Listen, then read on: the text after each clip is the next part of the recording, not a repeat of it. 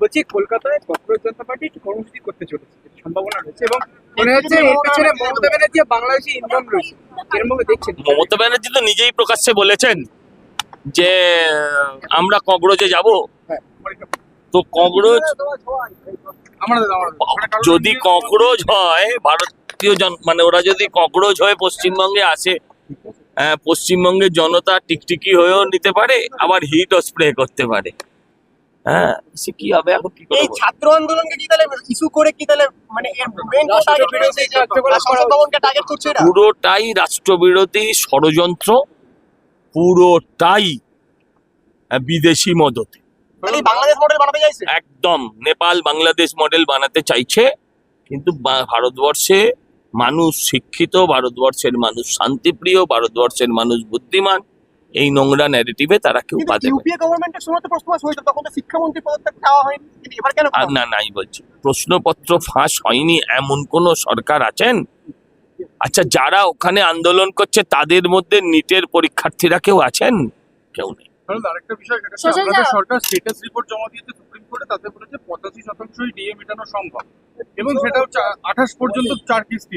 কোথাও গিয়ে কি মানে ভোটের আগে যে প্রতিশ্রুতি তার থেকে সরকার সরে?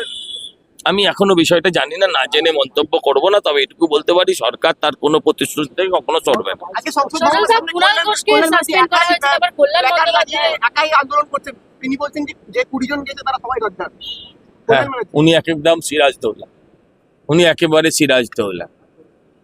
হ্যাঁ, সবাই গদ্দার, উনি সিরাজদৌল্লা। কল্যাণ বন্দ্যোপাধ্যায় বলছেন একবার মমতা বন্দ্যোপাধ্যায় ভালো, একবার বলছেন উনি খারাপ। ও যখন যেরকম কেমিক্যাল রিয়াকশন হয়, সব দিন তো এক কোম্পানির কেমিক্যাল পড়ে না।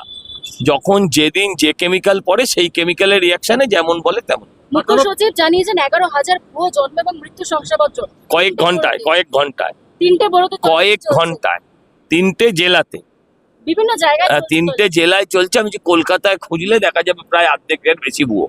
আমি লিখে দিচ্ছি। প্রধানমন্ত্রী এক্সেন্ডেলে বলেছেন যে যারা যারা মানে দোষী তাদেরকে একটা ছাড়া হবে না, তারপরেই আন্দোলন। তাদের তো ওইসব নিয়ে কিছু যায় আসে না। তাদের আন্দোলনের কারণ তো অন্য, তাদের আন্দোলনের কারণ সরকারকে বিব্রত করা। সরকার যেভাবে উন্নয়নের পথে এগোচ্ছে, সেই এগোনোর পথটাকে বিভ্রান্ত। দুটো লেন বন্ধ করে সমাবেশ, হেস্টিংস থানা সুমোটো মামলা করেছে কালীঘাট তৃণমূলের বিরুদ্ধে যে আদালত অবমান, দুটো লেন বন্ধ করে সভা করেছে। এটা পুলিশ বলবে, আমি কেন বলবো?